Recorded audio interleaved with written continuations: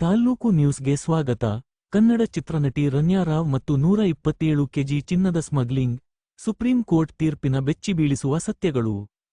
ಬೆಳ್ಳಿತೆರೆಯ glamour ಲೋಕದಲ್ಲಿ ಮಿಂಚುತ್ತಿದ್ದ ನಟಿಯೊಬ್ಬಳು ಇಂದು ಅಂತಾರಾಷ್ಟ್ರೀಯ ಮಟ್ಟದ ಕಳ್ಳಸಾಗಣೆ ಜಾಲದ ಪ್ರಮುಖ ಕೊಂಡಿಯಾಗಿ ಜೈಲು ಸೇರಿರುವುದು ಕೇವಲ ಸಿನಿಮಾ ಕಥೆಯಲ್ಲ, ಬದಲಾಗಿ ವ್ಯವಸ್ಥಿತವಾಗಿ ನಡೆದ ಬೃಹತ್ ಆರ್ಥಿಕ ಅಪರಾಧದ ಕಹಿ ಸತ್ಯ. 102 ಕೋಟಿ ರೂಪಾಯಿಗೂ ಅಧಿಕ ಮೌಲ್ಯದ ಚಿನ್ನದ ಸ್ಮಗ್ಲಿಂಗ್ ಪ್ರಕರಣದಲ್ಲಿ ಸಿಲುಕಿರುವ ನಟಿ ರನ್ಯಾ ರಾವ್ ಅವರಿಗೆ ಸುಪ್ರೀಂ ಕೋರ್ಟ್ ಇತ್ತೀಚೆಗೆ ದೊಡ್ಡ ಕಾನೂನು ಹಿನ್ನಡೆ ನೀಡಿದೆ. ದೇಶದ ಆರ್ಥಿಕ ಭದ್ರತೆಗೆ ಧಕ್ಕೆ ತರುವ ಇಂತಹ ಜಾಲಗಳ ವಿರುದ್ಧ ಕಾನೂನು ಎಷ್ಟು ಕಠಿಣವಾಗಿರಬಲ್ಲದು ಎಂಬುದನ್ನು ನ್ಯಾಯಾಲಯದ ಈ ತೀರ್ಪು ಸಾಬೀತುಪಡಿಸಿದೆ. 2025 ರ ಮಾರ್ಚ್ 3 ರಂದು ಬೆಂಗಳೂರಿನ ಕೆಂಪೇಗೌಡ ಅಂತಾರಾಷ್ಟ್ರೀಯ ವಿಮಾನ ನಿಲ್ದಾಣದಲ್ಲಿ ರನ್ಯಾ ರಾವ್ 14 ಕೆಜಿ ಚಿನ್ನದೊಂದಿಗೆ ಸಿಕ್ಕಿಬಿದ್ದಾಗ ಅದು ಕೇವಲ ಒಂದು ಬಿಡಿ ಘಟನೆ ಎಂದು ತೋರಿತ್ತು. ಆದರೆ ತನಿಖೆ ಮುಂದುವರೆದಂತೆ ಆತಂಕಕಾರಿ ಸತ್ಯಗಳು ಹೊರಬಂದವು. 2024 ರ ಮಾರ್ಚ್ನಿಂದ 2025 ರ ಮಾರ್ಚ್ ಅವಧಿಯಲ್ಲಿ ಈ ಸಿಂಡಿಕೇಟ್ ಒಟ್ಟು 127 ಕೆಜಿ ಚಿನ್ನವನ್ನು ಅಕ್ರಮವಾಗಿ ದೇಶದೊಳಗೆ ತಂದಿದ್ದು, ಇದರ ಒಟ್ಟು ಮೌಲ್ಯ ಅಂದಾಜು 102.55 ಕೋಟಿ ರೂಪಾಯಿಗಳು. ಈ ಕಾರ್ಯಾಚರಣೆಯಲ್ಲಿ ರನ್ಯಾ ಏಕಾಂಗಿಯಾಗಿರಲಿಲ್ಲ. ತರುಣ್ ಕೊಂಡೂರು ರಾಜು ಮತ್ತು ಸಾಹಿಲ್ ಜೈನ್ ಅವರಂತಹ ಪ್ರಭಾವಿ ವ್ಯಕ್ತಿಗಳು ಈ ಜಾಲದ ಹಿಂದೆ ಕೆಲಸ ಮಾಡುತ್ತಿದ್ದರು. ಇದು ಕೇವಲ ಒಬ್ಬ ನಟಿಯ ಹವ್ಯಾಸದ ಸ್ಮಗ್ಲಿಂಗ್ ಅಲ್ಲ, ಬದಲಾಗಿ ಅತ್ಯಂತ ವ್ಯವಸ್ಥಿತವಾಗಿ ರೂಪಿಸಲಾದ ಒಂದು ಕ್ರಿಮಿನಲ್ ಸಿಂಡಿಕೇಟ್. ಅಲ್ಪಾವಧಿಯಲ್ಲಿ ಇಷ್ಟು ಬೃಹತ್ ಪ್ರಮಾಣದ ಚಿನ್ನವನ್ನು ಚಲಾವಣೆ ಮಾಡುವುದು ಸುಲಭದ ಮಾತಲ್ಲ. ಇದು ನಮ್ಮ ಆರ್ಥಿಕ ವ್ಯವಸ್ಥೆಯ ಭದ್ರತೆಯನ್ನು ಭೇದಿಸಲು ನಡೆದ ಸುಸಜ್ಜಿತ ಪ್ರಯತ್ನವಾಗಿದೆ. ಕೇಂದ್ರ ಆರ್ಥಿಕ ಗುಪ್ತಚರ ಬ್ಯೂರೋ ಸಿಇಐಬಿ ರನ್ಯಾ ರಾವ್ ವಿರುದ್ಧ ಹೊರಡಿಸಿದ್ದ ಕಾಫಿಪೋಸಾ COFEPOSA ವಿದೇಶಿ ವಿನಿಮಯ ನಿಯಂತ್ರಣ ಮತ್ತು ಕಳ್ಳಸಾಗಣೆ ಚಟುವಟಿಕೆಗಳ ತಡೆ ಕಾಯ್ದೆ ಅಡಿಯಲ್ಲಿನ ಮುನ್ನೆಚ್ಚರಿಕಾ ಬಂಧನ ಆದೇಶಕ್ಕೆ ಸುಪ್ರೀಂ ಕೋರ್ಟ್ ಸಾಂವಿಧಾನಿಕ ಮಾನ್ಯತೆ ನೀಡಿದೆ. ಇದಕ್ಕೂ ಮೊದಲು 2025 ರ ಡಿಸೆಂಬರ್ನಲ್ಲಿ ಕರ್ನಾಟಕ ಹೈಕೋರ್ಟ್ನ ನ್ಯಾಯಮೂರ್ತಿ ಅನು ಶಿವರಾಮನ್ ಅವರ ಪೀಠವು ಈ ಬಂಧನವನ್ನು ಎತ್ತಿಹಿಡಿದಿತ್ತು.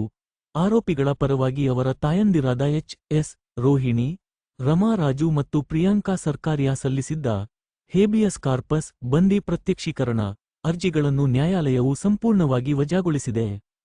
ಬಂಧನ ಆದೇಶವು ಸಂವಿಧಾನದ ನಿಯಮಗಳ ಉಲ್ಲಂಘನೆಯಡಿ ನಡೆದಿಲ್ಲ. ದೇಶದ ಆರ್ಥಿಕ ಹಿತಾಸಕ್ತಿಯನ್ನು ಕಾಪಾಡುವ ನಿಟ್ಟಿನಲ್ಲಿ ಅಧಿಕಾರಿಗಳು ಕೈಗೊಂಡಿರುವ ಕಾಫಿಪೋಸಾ ಕಾಯ್ದೆಯಡಿಯ ಮುನ್ನೆಚ್ಚರಿಕಾ ಬಂಧನವು ಕಾನೂನುಬದ್ಧವಾಗಿದೆ. ಸುಪ್ರೀಂ ಕೋರ್ಟ್ ನ್ಯಾಯಪೀಠ. ಆರ್ಥಿಕ ಅಪರಾಧಗಳನ್ನು ತಡೆಯಲು ಸರ್ಕಾರಕ್ಕಿರುವ ಬ್ರಹ್ಮಾಸ್ತ್ರವೆಂದರೆ ಕಾಫಿಪೋಸಾ. ನ್ಯಾಯಾಲಯವು ಈ ಆದೇಶವನ್ನು ಎತ್ತಿಹಿಡಿಯುವ ಮೂಲಕ ಆರ್ಥಿಕ ವಿಧ್ವಂಸಕ ಕೃತ್ಯಗಳಲ್ಲಿ ತೊಡಗುವವರಿಗೆ ಕಾನೂನಿನಿಂದ ತಪ್ಪಿಸಿಕೊಳ್ಳಲು ಯಾವುದೇ ಸುರಕ್ಷಿತ ದಾರಿಯಿಲ್ಲ ಎಂಬ ಕಠಿಣ ಸಂದೇಶವನ್ನು ರವಾನಿಸಿದೆ.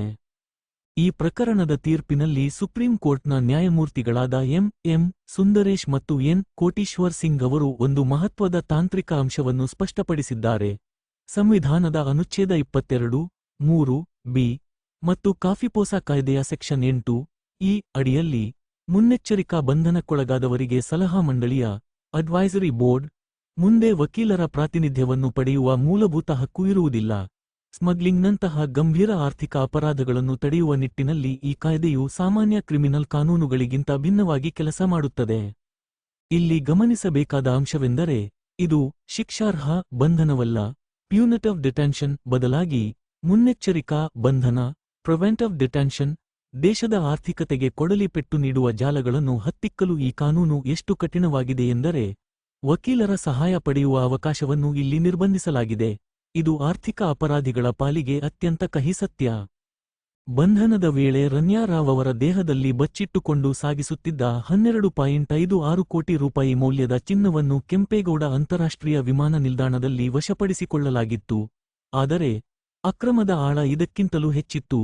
ಅಧಿಕಾರಿಗಳು ನಟಿಯ ಮನೆಯ ಮೇಲೆ ದಾಳಿ ಮಾಡಿದಾಗ 2.06 ಕೋಟಿ ರೂಪಾಯಿ ಮೌಲ್ಯದ ಚಿನ್ನಾಭರಣಗಳು ಹಾಗೂ ಅಕ್ರಮವಾಗಿ ಕೂಡಿಟ್ಟಿದ್ದ 2.67 ಕೋಟಿ ರೂಪಾಯಿ ನಗದು ಪತ್ತೆಯಾಗಿದೆ.